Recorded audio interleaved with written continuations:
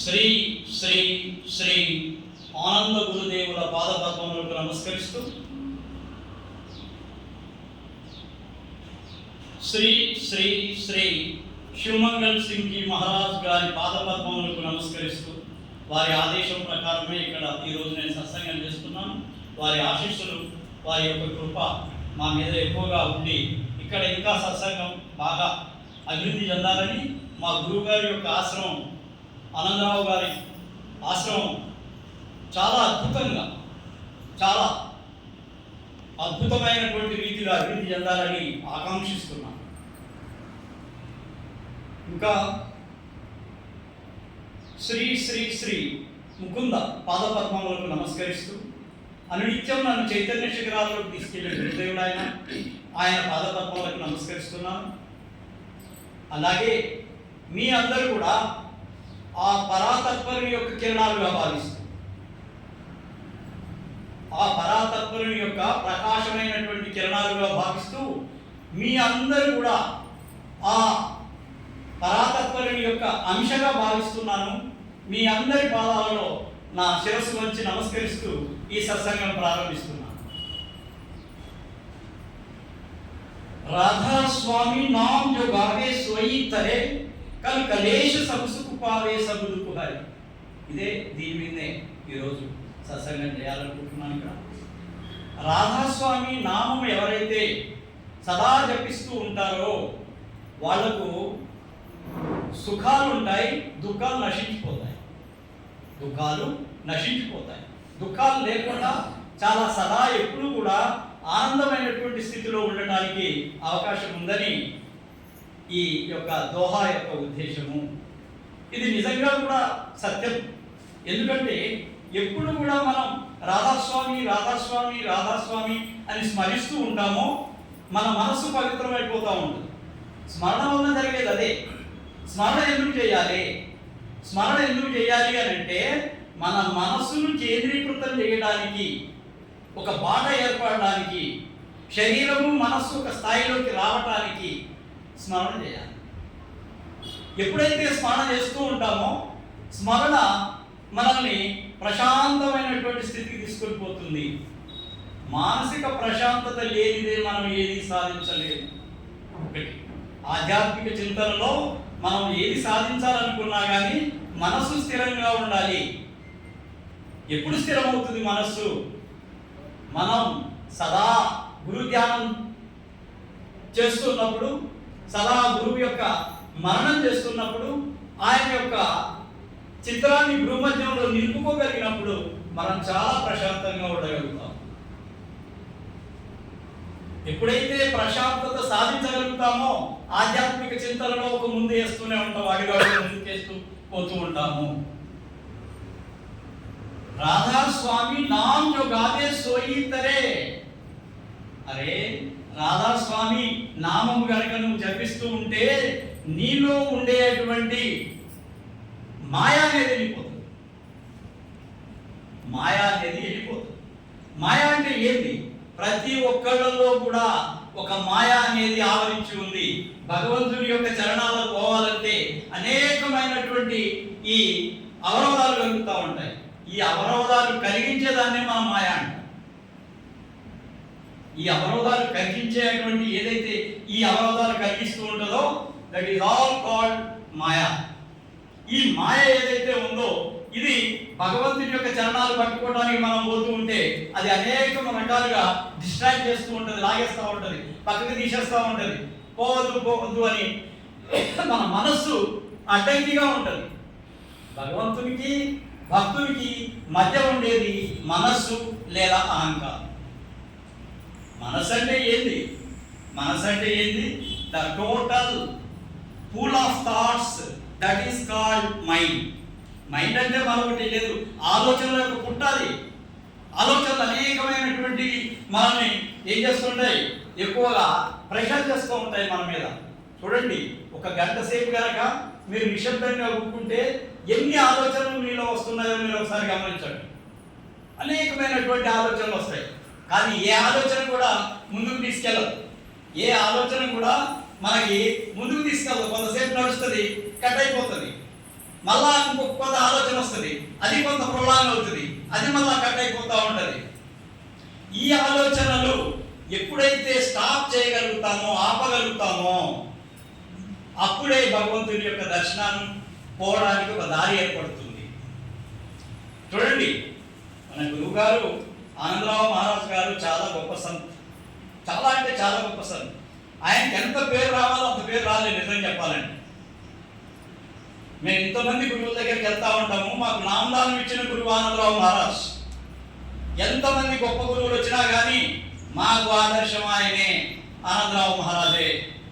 అక్కడ ఫకీర్ చంద్ మహారాజు ఉన్నా, దత్తాదయాల్ మహర్షి శివవ్రతరాజు ఉన్నా, ఎవరున్నా కానీ మా యొక్క ఆదర్శం ఎవరంటే ఆనందరావు మహారాజే. ఎందుకంటే ఆయన మాకు నామదానం ఇచ్చాడు. మాకు ఆధ్యాత్మిక చింతనలో ముందుకు పోవడానికి మాకు నామదానం ఇచ్చి సంరక్షించాడు. సంరక్షించడం అంటే ఏంటి? మీరు తప్పిపోకుండా, మనస్సు యొక్క లీలలు చాలా ఉంటాయి, అవి ఏం చేస్తుంటాయంటే ప్రతిసారి మనల్ని పక్కకి తప్పాలని చూపిస్తూ ఉంటాయి. ఆ దారుల్లో పోకుండా కరెక్ట్గా నిలిపినటువంటి గురువు ఆనందరావు మహారాజ్. నాకు 1986 సంవత్సరంలో పిట్లంలో నామదానం ఇచ్చాడు గురువు గారు. మొట్టమొదట నేను గురువుని దర్శించుకుంది 1976లో. అప్పుడు నేను బిఎస్సి 2వ సంవత్సరం చదువుతున్నాను. ఆ చదివే దశలోనే ఇక్కడ ఒక మహాత్ముడు వస్తున్నాడు బాన్సువాడ తెలవడంలోనే మా స్నేహితుడు ఒక ఆయన నన్ను తీసుకుపోయాడు. తీసుకుపోయి ఆ సత్సంగం విన్నాము ఆయనది. అప్పటి నుంచి ఆయన మీద ఒక రకమైనటువంటి ప్రేరణ అనేది లోపల నుంచి స్టార్ట్ అయింది. అది ఎన్నో జన్మల బంధం ఉంది, పడిది కాదు అది, ఎన్నో జన్మల యొక్క బంధం. ఆ బంధాన్ని బాగా ఏం చేసింది, పరిపక్వం చేసేసింది. ఇంకో ముఖ్యమైనటువంటి సంఘటన ఒకటి జరిగింది. నేను మహారాష్ట్ర ఒకసారి బాన్సువాడలో సత్సంగం చేసిన తర్వాత మహారాజు దగ్గర ఒక పెద్ద గొప్ప గుణం ఉండేది. ఏంటంటే ఆయన అతి మీద వాళ్ళు ఎవరైతే ఉంటారో వాళ్ళు కనుక పిలిస్తే వాళ్ళ ఇంటికి పోయి అక్కడ హారతి చేసేది. అటు బీదవాళ్ళు ధనవంతులు అనే తేడా లేదు మహారాజుకి. కేవలం బీదవాళ్ళు అంటే ఇంకెక్కువ ప్రేమ ఆయన. అయితే అట్లనే ఆయన సత్సంగం ఒక 20-30 మంది ఉన్నాం. అప్పుడు మహారాజు ముందు పోతున్నాడు, మేము అనుకున్నాం. అప్పటికి మహారాజు దగ్గర నేను నామదానం తీసుకోవాలి. 1976లో నేను మాట్లాడేది. అప్పుడు మహారాజు వెంట కూర్చున్నాం. కొత్త బాన్సువాడలో ఒక గాంధీ స్టాచ్యూ ఉంటుంది. దాని పక్కన మహారాజు గారు ఒక ఇంట్లో హారతి చేయబోతున్నాడు. నేను మహారాజు వెంట నడుస్తున్నాను. నా పక్కన కూడా ఒక స్నేహితుడు ఉండే. మేము ఒక 20 మందిని దగ్గర మహారాజును ఫాలో అవుతూ పోతున్నాం. పోయేటప్పుడు ఏం జరిగిందంటే, అక్కడ ఆ దారి వెంట పోయేటప్పుడు ఒక హై స్కూల్ ఉంటుంది. ముందు పోలీస్ స్టేషన్ వస్తుంది, దాని తర్వాత ఒక హై స్కూల్ వస్తుంది, గర్ల్స్ స్కూల్. ఆ తర్వాత ఒక టర్న్ వస్తుంది. ఇట్లా టర్న్ వచ్చి ఇట్లా పోయి ఇట్లా వెళ్ళిపోవాలి ఆయన ఇంటికి పోయేటప్పుడు. మొట్టమొదటిసారిగా నాకు ఆ మూల తిరిగిన వెంటనే వీణాధ్వని స్టార్ట్ అయింది. లోపల ఏం స్టార్ట్ అయింది? ఒక వీణ శబ్దం స్టార్ట్ అయింది. నేను అడిగాను మా పక్కన ఉన్న స్నేహితుడిని, అరే నాకు వీణా శబ్దం వినిపిస్తుంది లోపల, మరి నీకు వినిపిస్తుందా అని అంటే, లేదు నాకేం వినిపించట్లేదు అన్నాడు. ఈ వీణాధ్వని ఎప్పటి వరకు పోయింది? ఆయన ఇంటికి పోయేంత వరకు, అక్కడ హారతి చేసేంత వరకు కూడా, హారతి చేయబోయే ముందు స్టాప్ అయిపోయింది. అంటే అప్పుడు నా గురువు గారు నా లోపల ఉండేటువంటి ఆ శబ్దాన్ని, లోపల ఉండే ఆ వీణధ్వనిని నన్ను ఉత్తేజపరిచి ఆయన వెంకి తీశాడు బయటకి. తర్వాత నామదానం ఇచ్చిన తర్వాత నాకు అర్థమైంది వాట్ ఈజ్ వాట్. అప్పటి వరకు తెలియదు. అది వీణాధ్వని అంటే సత్లోకం యొక్క ధ్వని. మహారాజ్ చెప్పాడు. నేను అప్పుడప్పుడు రాసేవాడిని, లెటర్స్ రాసేవాడిని. మహారాజు ఇట్లా ఉంది పరిస్థితి, ఇట్లా నాకు వీణా శబ్దం వినపడింది అంటే అది సత్లోకమాయా, నువ్వు చాలా ఇంతకు ముందు ఏదో ఉన్నది అది ఇది అని చెప్పి ఆశీర్వదించాడు మహారాజు. అయితే ఆ విధంగా అప్పటికి ఇంకా నామదానం లేదు. మొట్టమొదటినే నేను అప్పుడు మహారాష్ట్రతోటి వ్యవహరించడం అనేది. అయితే తర్వాత 1900 అట్లనే నేను ఆయనతోటి ప్రయాణం చేస్తూ ఉన్నాను. బాన్సువాడ, పిట్లము, జండిగి, తర్వాత ఇబ్రాహీంపేట్, ఎక్కడ సత్సంగం ఉన్నా సరే ఆయన సత్సంగాలకు మానుకున్నది లేదు. ఎంత కష్టం ఉన్నా సరే సైకిల్ మీద వచ్చేవాడు. వాళ్ళ నుంచి దగ్గర 7-8 కిలోమీటర్లు సైకిల్ మీద నడిపించుకుంటూ వచ్చి అక్కడ సత్సంగం చేసుకుని వెళ్ళేది. ఇట్లా జరుగుతున్న సమయంలో ఒకసారి ఇబ్రాహీంపేట్లో మహారాజు గారు, నాకు ఇంకా అప్పటికి నేను బిఎస్సి బీఈడి చేశాను. ఇంకా జాబ్లో లేను. ఎన్ఎస్ఎఫ్లో ఏదో ప్రైవేట్లో నిజాం షుగర్ ఫ్యాక్టరీలో ఒక ఫీల్డ్ మ్యాన్ పోస్ట్ నాకు వచ్చిండే. ఒక 3 నెలలు చేసి అంతే. చేసిన తర్వాత మహారాజు గారు అక్కడ ఇబ్రాహీంపేటలో అప్పటికే బీఈడి అయిపోయాను. మహారాజు గారు ఏం చేశారంటే ఆశీర్వదించేసి ఆయన జేబులో నుంచి ఒక 2 రూపాయల నోటు తీసి దాని మీద సంతకం పెట్టి, నాయన నీకు తొందరలోనే జాబ్ దొరుకుతుంది 2-3 నెలల్లో. చూడండి మహాత్ముడు ఎంత గొప్పవాడాయన. ఆ 3 నెలల్లో నేను డిస్ట్రిక్ట్ లెవెల్ సెకండ్ ర్యాంక్ నాకు వచ్చింది. డిస్ట్రిక్ట్ లెవెల్లో నాకు సెకండ్ ర్యాంక్ డిఎస్సిలో. ఈ శక్తి ఎవరిది? నాదని నేను అనుకోవటంలే. ఈ శక్తి నా గురువుదే. ఎందుకంటే గురువును బలంగా నమ్మాను కాబట్టి 1982 సంవత్సరంలోనే నాకు ఆ స్థితి కల్పించాడు గురువు. ఇంకా చెప్పాలంటే ఆ తర్వాత 1986 సంవత్సరంలో గురువుగారు నాకు నామదానం ఇచ్చాడు. పెట్ల మహారాజ్ నామదానం ఇస్తూ నా తల మీద ఇట్లా తన చెయ్యి ఉంచి రాధాస్వామి చెప్తే ఒక అరగంట వరకు అసలు నాకు ఈ ప్రపంచం ఏమి కనపడలేదు. హాఫ్ అన్ అవర్ అసలు ప్రపంచమే ఏమి అసలు నాకు తెలవాల. ఒక మత్తు, ఒక ఆనందం, అది ఏం స్థితితో నేను చెప్పలేను. అట్లాంటి స్థితిలో ఒక అరగంట తర్వాత మళ్ళా మహారాజు యొక్క ఆశీర్వాదంతో నేను మళ్ళా మామూలు స్థితిలోకి వచ్చేసాను.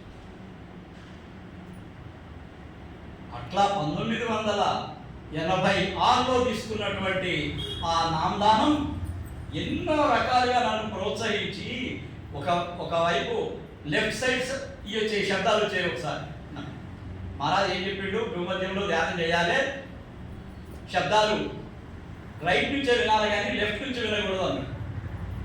సరే ధ్యానం చేస్తూ ఉన్నప్పుడు నాకు లెఫ్ట్లో మొట్టమొదటి శబ్దాలు వచ్చినాయి. మహారాజు ఉత్తరం రాస్తే మహారాజు దానికి జవాబిచ్చాడు. ఎప్పుడు కూడా నాకు ఆయన నేను కనుక ఆయనకి లెటర్ రాస్తే ఆయన నాకు ఎప్పుడు జవాబు ఇవ్వకుండా లేడు, ఎప్పుడు జవాబిచ్చేవాడు. ఆయన మీద నాకు అంత విశ్వాసము, అంత భక్తి, అంత ప్రేమ. కాబట్టి ఆయన ఏం చేశాడంటే రాయకలోనే ఆయన ఏమన్నాడు, కొద్దిగా వేడి ఉన్నట్టుంది శరీరంలో, నువ్వేం చేస్తావంటే ఈ కలబంద అలోవెరా కలబంద, ఆ కలబంద యొక్క గుజ్జుని కొద్దిగా వాడు, తగ్గిపోతుంది, నీకు మళ్ళా మామూలు స్థాయి వస్తుంది అని చెప్పాడు. అది కొన్ని రోజులు వాడాను, సెట్ అయిపోయింది. మళ్ళా ఇది రైట్ సైడ్ నుంచి మళ్ళీ ఒకసారి ఏమన్నాడు మహారాజ్, లెఫ్ట్ వద్దు రైట్ వద్దయా, భూమధ్యంలో తీసుకురా స్థాయిని, భూమధ్యంలో ధ్యానం చేయాలి, వీటికి రెండింటికి అతీతం, ఇడా పెంగళ రెండింటికి పోయి ఇక్కడ సుషుమ్నాలోకి రావయ్యా అని చెప్పాడు. అప్పటి నుంచి ఇక ధ్యానం చేస్తూ చేస్తూ చేస్తూ ఆ భూమధ్యంలో నుంచి ప్రకాశం స్టార్ట్ అయింది. ఆ ప్రకాశము ఎట్లా ఉండేదంటే ఇట్లా వస్తూ ఉండేది, ఇట్లా వెళ్ళిపోయేది, ఇట్లా వస్తూ ఉండేది, ఇట్లా చమక్ చమక్ చమక్. ఈ చమక్ చమక్గా ఉండేటువంటి ప్రకాశం కొన్ని రోజుల తర్వాత అక్కడ నుంచి శబ్దం స్టార్ట్ అయింది. ఇది 1 రోజు 2 రోజుల్లో అయ్యింది కాదు. ఇది నాకు కనీసం అని అంటే చాలా టైం తీసుకుంది, 3-4 సంవత్సరాలు సమయం తీసుకుంది. ఇదే ధ్యాసతోటి నేను చేస్తూ ఉన్నప్పుడు 3-4 సంవత్సరాలు నాకు ఈ సమయం తీసుకుంది. ఇక్కడ నుంచి ఈ ప్రకాశం తర్వాత వెంటనే అక్కడ నుంచి శబ్దం స్టార్ట్ అయింది. ఈ శబ్దం ఎట్లా స్టార్ట్ అయింది, ఎంతో దూరంలో నుంచి గంట శబ్దం స్టార్ట్ అయింది. గంట, ఆ గంట కూడా మామూలు దేవాలయంలో గంటలా నాకు తెలవలేదు, మామూలుగా బడి గంటలా తెలవలేదు, ఏదో గంట కానీ మొత్తం మీద అయితే ఆ శబ్దం వినపడటం మొదలుపెట్టి మహారాజ్ అన్నాడు. అప్పుడు కూడా మళ్ళా చేసిన ఉత్తరం రాశాను, మహారాజ్ ఇట్లా ఉంది మరి ఎట్లా, ఏం లేదు దగ్గరికి వచ్చేస్తాయి ఆ శబ్దాలు, శబ్దాలు దగ్గరికి వస్తాయి, అంత దూరమే మీకు దగ్గరికి వస్తాయి అన్నాడు. ఆ తర్వాత ప్రాక్టీస్లో మెల్లగా ఇక్కడ శబ్దాలు ఎన్నుకోవడం మొదలుపెట్టి ఈ శబ్దత్వాన్ని విన్న తర్వాత మనసులో ఆందోళన పూర్తిగా తగ్గిపోయింది. No agitation at all, only purified my mind, what we call die mind. My mind stopped. ఆ మైండ్ ఆగిపోయి చాలా ఆనందం కలుగుతుంది. ఆ ఆనందానికి అసలు మనం ఎట్లా, వీ కెనాట్ డిస్క్రైబ్ దట్. దాన్ని మనం ఇది అని చెప్పడానికి వీల్లేదు, ఆ ఆనందానికి హక్కులు లేవు. అట్లా కొంతసేపు ఉండిపోయేది, తర్వాత మనం మామూలు స్థితిలోకి వచ్చేసాం. ఇట్లా చేస్తూ చేస్తూ చేస్తూ ఉండి 2008వ సంవత్సరంలో మాకు ఆచార్య పదవి ఇచ్చారు. నేను అప్పటికే మహారాజు ఇంకో విషయం చెప్పాను. మహారాజు గారు నాకు ఒక ఆజ్ఞ ఇచ్చారు. సార్ నాకు నామదానం ఇచ్చే రోజునే ఒక ఆజ్ఞ ఇచ్చాడు. అది ఏమన్నా అంటే, బ్రహ్మారెడ్డి నువ్వు ముకుందరెడ్డి మహారాజు ద్వారా మీకు ప్రపంచం విషయాలు కానీ పరమార్థం విషయాలు కానీ ఏవైనా సరే ఆయన దారిని మీరు తీర్చుకోవాలి అని ఆజ్ఞించారు. ఎడిపోతాం మహారాజుని ముకుందరెడ్డి మహారాజు ద్వారానే మేము ప్రయాణం చేసాం.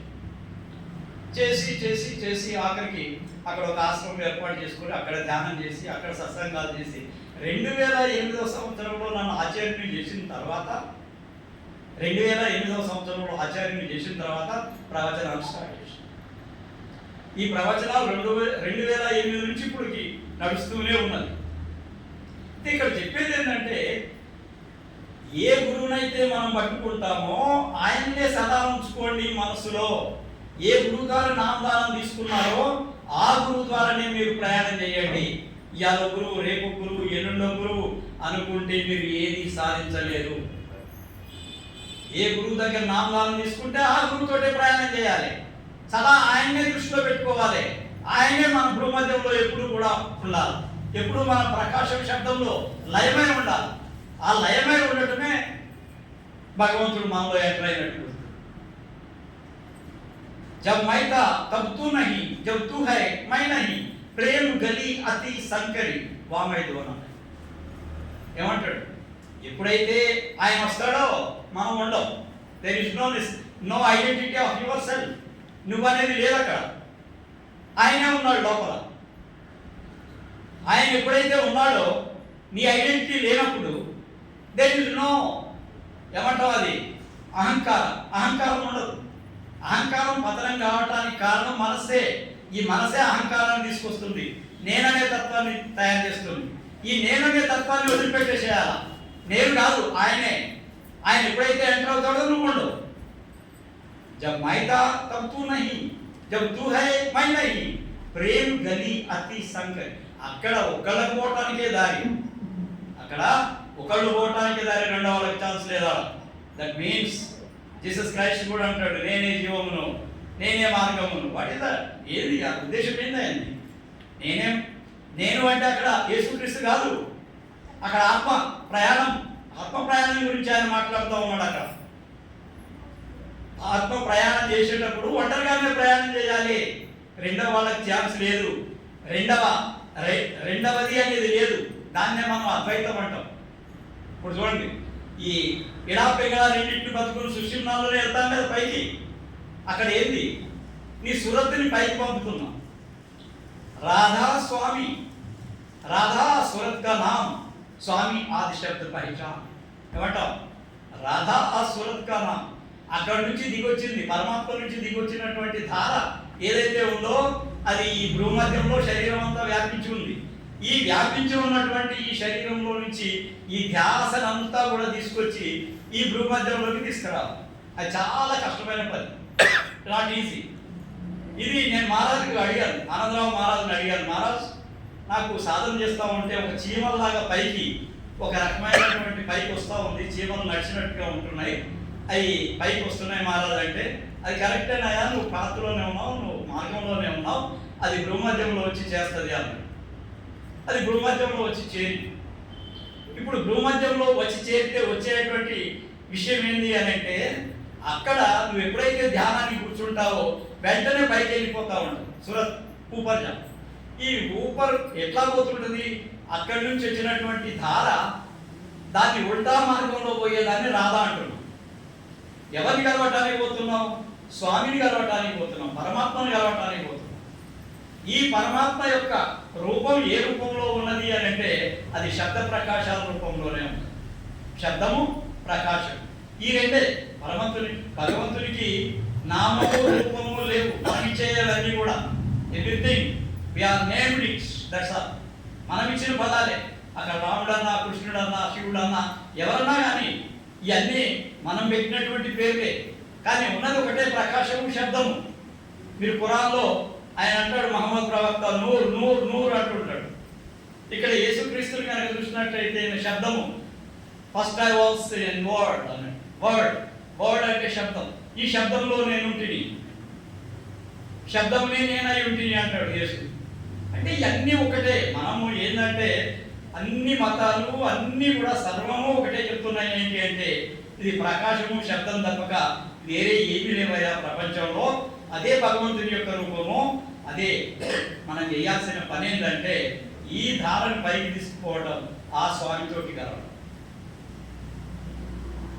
ఎంతమంది గురువులు ఎన్ని రకాలుగా చెప్పినా ప్రపంచంలో, ఎన్ని రకాలైనటువంటి విభిన్న ధోరణిలో చెప్పినా మళ్ళా ఆఖరికి వచ్చేది అద్వైతమే.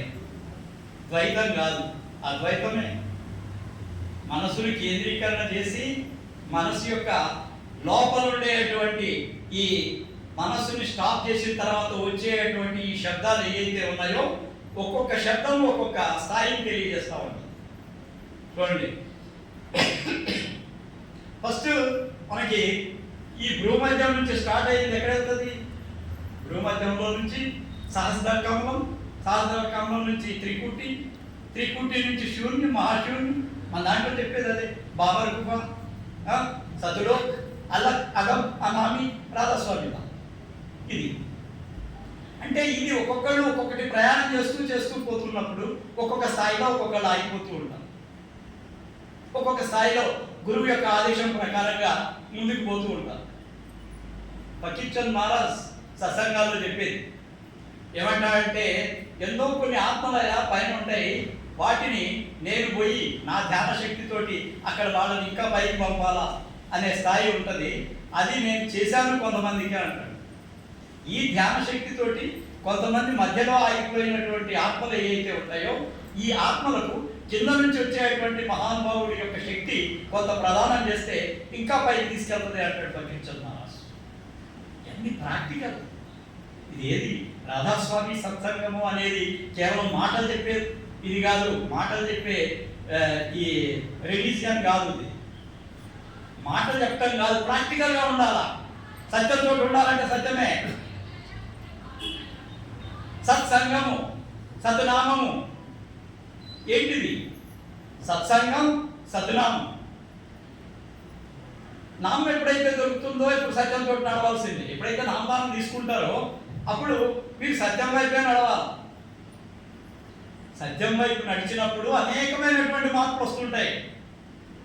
మనసు సున్నితమైపోతుంది, హింసాత్మక సంఘటనలు చూడలేము, ప్రేమ విపరీతంగా పెరిగిపోతుంది. ఎవరో తెలియని వాళ్ళు వచ్చి నమస్కారం చేసి వెళ్ళిపోతూ ఉంటారు. కారణం ఏంటి?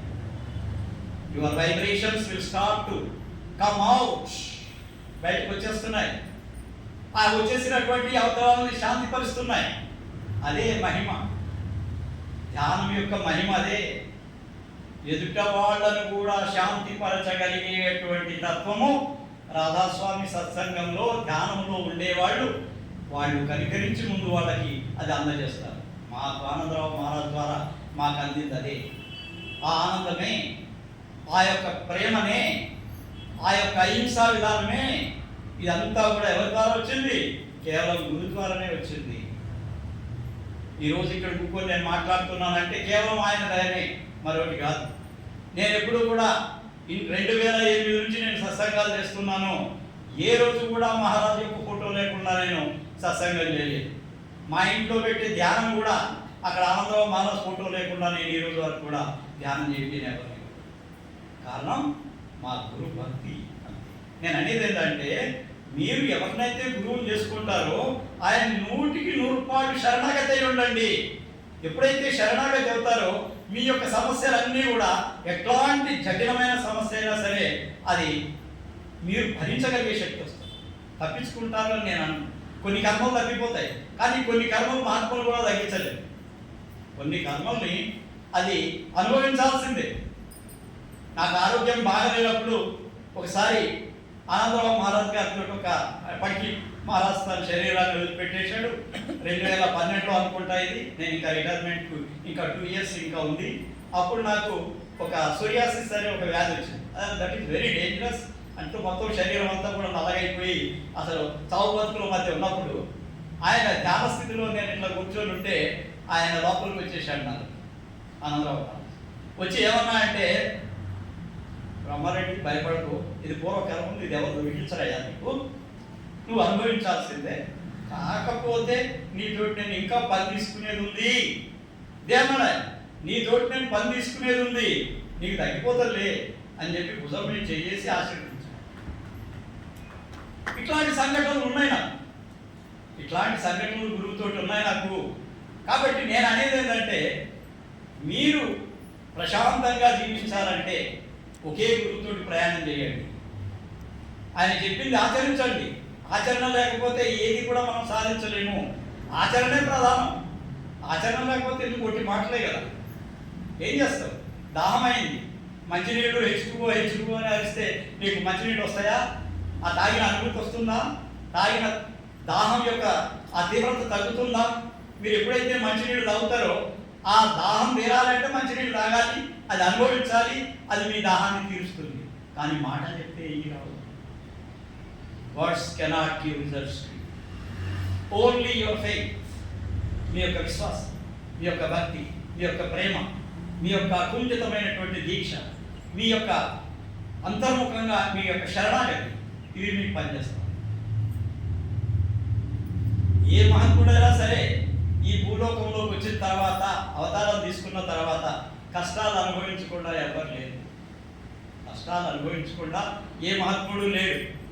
కబీర్ మహారాజ్ లాస్ట్లో ఒక 10 సంవత్సరాల ఆరోగ్యం బాగలేదు. నేను మొన్ననే ఒక మహారాజ్ యొక్క సత్సంగం చదివాను. పిట్స్బర్గ్లో మన ఫకీర్ చంద్ మహారాజ్ యొక్క లాస్ట్ సత్సంగం. ఆయన ఏమంటాడంటే, కబీర్ కూడా ఒక 10 ఏళ్ళు ఆయన బాధపడ్డాడయ్యా, రాధాస్వామి దయాలు కూడా 2 సంవత్సరాలు కష్టపడ్డాడు, బాధపడ్డాడు.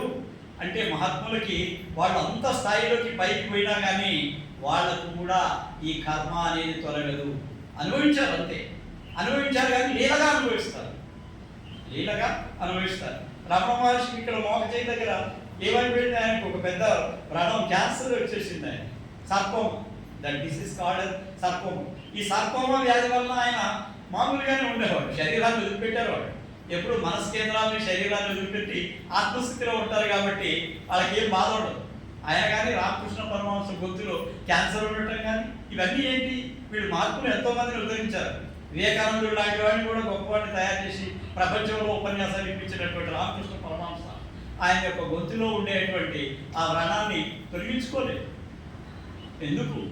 ఎందుకంటే మనకందరికి ఒక ఆదర్శాన్ని చూపిస్తారు.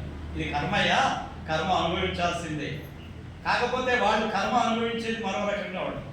కాళికాదేవి దగ్గర పోయి ఆయన ప్రార్థన చేసి, అమ్మా నాకు దగ్గాలి అని అంటే, నాకు నోట్లోకి తినడానికి కూడా లోపలికి పోవటం లేదమ్మా అని చెప్పి కాళికాదేవిని ప్రార్థిస్తే, ఇన్ని గొంతులతో తింటున్నావు, నీకెందుకు, ఇంకా నీకు ఈ గొంతు అవసరమా? చూడండి, ఇన్ని గొంతులతో నువ్వు తింటున్నావు కదా, అందరిలో నువ్వు ఉన్నావు కదా, కాళికామాత అందరిలో ఉంది, నువ్వు కూడా త్యాగం, నువ్వు కూడా చాలా సాధన చేసి అందరిలోకి వెళ్ళిపోయినావు. ఇప్పుడు నువ్వు నీ గొంతు అవసరమా నీకు అని చెప్పి కాళికామాత చెప్తున్నా. ఇవన్నీ పుస్తకాల్లో చదివి, ఇవన్నీ వాళ్ళ అనుభవాలు రాసినాయి, ఇవన్నీ మనం చెప్తున్నాం. కాబట్టి మనం చేయాల్సిన పని ఏంటంటే, ఎప్పుడు గురు స్మరణ చేయండి. అసలు పొద్దున్న లేచి ఒకటే పని చేయండి, మీకు తొందరగా రిజల్ట్ రావాలంటే ఒక విషయం నేను చెప్తాను. ఏంటంటే, పొద్దున్నే లేచి మీరు మీ యొక్క గురువు ఫోటోని, లేకపోతే మీరు ఆరాధించే దైవాన్ని ఆయన ముందుకు పోయి నమస్కారం చేసి 5 సార్లు ఆయన యొక్క నామాన్ని ఉచ్చరించండి. ఇప్పుడు మేము ఆనందరావు మహారాజుకి రోజు పొద్దున్న లేవగానే రాధాస్వామి చెప్పండి, మేము లేవం. పడుకునేటప్పుడు రాధాస్వామి చెప్పాల్సిందే. మధ్యలో ధ్యానం చేసినప్పుడు ఆయన ఫోటో ముందే చేస్తాం కదా. అంటే ఇది ఎప్పుడైతే మనకు లోపల నుంచి ఆ భావం తయారవుతుందో, ఏదైతే ఆ భావం యొక్క తీవ్రత తయారవుతుందో, అది తపస్సుగా మారుతుంది. పాకిస్తాన్ తపస్సు అంటే ఏంటి? తపస్సు అనేది ఒకే తృష్ణతోటి, చాలా తీవ్రమైనటువంటి కోరికతోటి, తీవ్రమైనటువంటి ఈ ఏమంటాం దాన్ని, ఇచ్చతోటి, ప్రేమతోటి మీరు ఏ భగవంతుడిని అయితే ధ్యానిస్తారో అదే తపస్సు, అదే అదే మెడిటేషన్, అదే ట్రాన్స్డెంటల్ మెడిటేషన్ ఆఫ్ మహేష్ యోగి. ఇవన్నీ ఏమి కొత్తవి కాదు. అన్నీ కూడా ఈ రాధాస్వామి గురించి ఇప్పుడే మనకు ఉందనుకుంటున్నారేమో. ఇది చాలా పురాతనమైంది. కాకపోతే వీళ్ళంతా వెలికి తీసుకొచ్చింది స్వామీజీ మహారాజు వెలికి తీసుకొచ్చాడు. కానీ ఇంతకు ముందే సనాతన ధర్మంగా ఉన్నప్పుడే దీని యొక్క జాడలు ఉన్నాయి. కాబట్టి ఎంత సమయం? హాఫ్ అన్ అవర్ అయిపోయింది. కాబట్టి సత్సంగీయులారా, సజ్జనులారా, ప్రేమ స్వరూపులారా, దివ్యాత్మలారా, మీ అందరికీ కూడా నా యొక్క హృదయపూర్వక ఆశీస్సులు అందిస్తూ మీ జీవనంలో ప్రత్యేకంగా కొన్ని మార్పులన్నా తీసుకురావడానికి మీరు ప్రయత్నం చేస్తారు. ఏ మార్పు? సహేతుకమైన మార్పు. ఆ భగవంతుని జాడల్లో పోవడానికి మీరు ప్రయత్నం చేసేటువంటి మార్పు ఏదైతే మీరు దృఢ నిశ్చయంతో చేయగలుగుతారో అప్పుడు సఫలం అవుతుంది. కాబట్టి అలాంటిది మీకు సంభవించాలని, అట్లాంటి జీవితం మీకు భగవంతుడు ప్రసాదించాలని, ఆ గురుదేవుడు ఎల్లవేళలా మిమ్మల్ని కాపాడాలని కోరుకుంటూ అందరికీ రాధాశ్రమ రాధాశ్రమ.